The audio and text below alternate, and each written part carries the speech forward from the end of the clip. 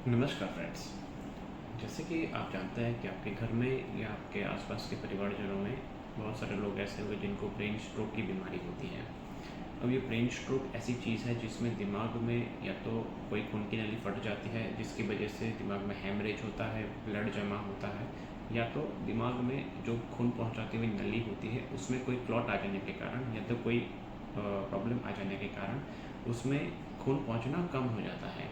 तो जैसे कि आप जानते हैं कि अपना दिमाग जो है वो दो हिस्सों में बटा हुआ है, एक तो है बड़ा दिमाग और एक छोटा दिमाग। अब उनमें जो मेन मुख्य नलियाँ होती है जो जो खून पहुंचाती होती है उसको हम तीन में डिवाइड करते हैं, जैसे होते हैं ACA, MCA एंड PCA। अब वो तीनों के जो जहाँ से डिवाइड होती है उसको बोलते हैं ICA, मतलब कि इंटरनल कैरोटिड आर्टरी, जो गले से अपनी गुजरती है। जिस जिस मरीज़ को ज़्यादा कोलेस्ट्रॉल का जमावट होती है, या तो जिसको लंबे समय से बीपी की बीमारी है या डायबिटीज़ की बीमारी है, जिनको खून की नलियों का जो रोग है वो ज़्यादा होने की संभावना रहती है, ऐसे मरीज़ में ब्रेन स्ट्रोक होने की संभावना बहुत ही ज़्यादा रही होती है। अब जैसे कि हम जान लें कि जब ब्रेन स्ट्रोक होता है तो उसके कुछ सिम्टम्स हमें पहले मिल जाते हैं। अगर हम उसको उसी दौरान पिकअप कर लेते हैं तो हम उसकी गंभीर बीमारियों से हम बच सकते हैं। जैसे कि जो गंभीर सिम्टम्स होते हैं उसमें आता है कि अपने अचानक से कोई ब्लैकआउट्स होना, मतलब कि अचानक से बेहोश होने का जैसा लगना, एक तरफ का हाथ पैर या मुंह है उसमें लकवा जैसा लगना, कि जैसे सूंपन आ जाना, एकदम से झुंझुनाहट हो जाना एक ही साइड के बॉडी में, या तो हमें बोलने में दिक्कत आना, बोलते टाइम हमारी जो टंग होती है, जीभ होती है, उसमें हमारी बहुत ही कठिनाइयाँ होती हैं बोलने में, या तो आंखों से देखना कम होना। वो सारी जब चीज़ें होती है इसका मतलब है कि आपके दिमाग में कुछ ना कुछ चक्कर चल रहा है। अचानक से अगर चक्कर आने लगे तो भी आप समझना कि आपको ऐसे एक दो बार चक्कर आते हैं, उसमें ब्रेन स्ट्रोक नहीं हो सकता, बट जब ज़्यादा हो जाता है, आपका चलने में बैलेंस नहीं रहता है, चलते जैसे ही बैठने से खड़े होते हैं आप एकदम से हेडेक होने लगता है, या तो आपको एकदम सुनपन जैसा महसूस हो रहा है, इसका मतलब है कि आपको दिमाग की कोई संभावना, ज़्यादा गंभीर रोग की संभावना है।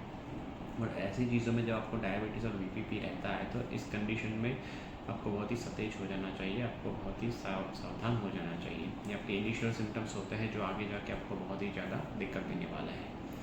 तो जब ऐसे ब्रेन स्ट्रोक या ब्रेन हेमरेज की जब समस्या होती है तो सबसे पहले आपको करना क्या चाहिए?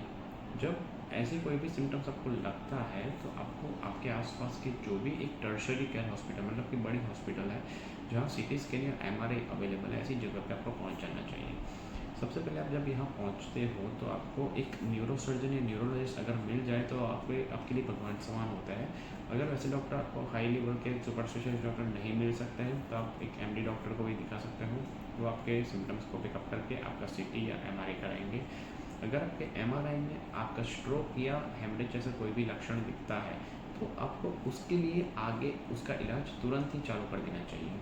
और जैसे ब्रेन स्ट्रोक है उसके लिए पहले 4 या 6 घंटे होते हैं वो बहुत ही गोल्डन आवर माना जाता है, मतलब कि गोल्डन टाइम माना जाता है। उस 4 से 6 घंटे में अगर आपका इलाज चालू कर दिया जाता है तो शायद आप आगे आने वाले गंभीर लकवे से बच सकते हो।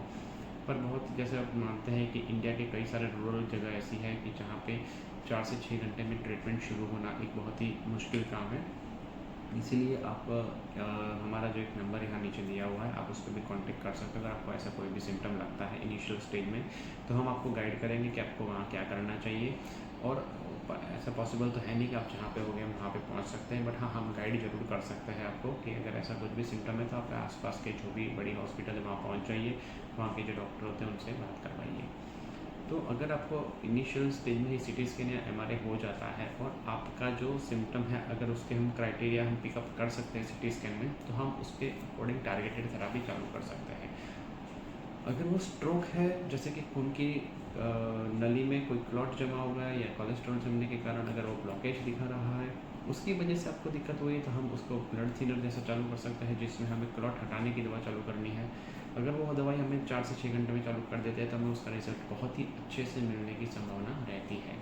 लेकिन अगर आपको हेमरेज जैसा हुआ है, जैसे हेमरेज है, खून की नली कोई फट चुकी है, दिमाग में हेमरेज जमा हुआ है, तो उसमें 2 तरह की ट्रीटमेंट आती है, या तो उसका हम सर्जरी कर सकते हैं या तो हम दवाइयों से उसका इलाज कर सकते हैं। कब सर्जरी करनी चाहिए और कब दवाई देनी चाहिए वो हम अगली वीडियो में बताने वाले हैं।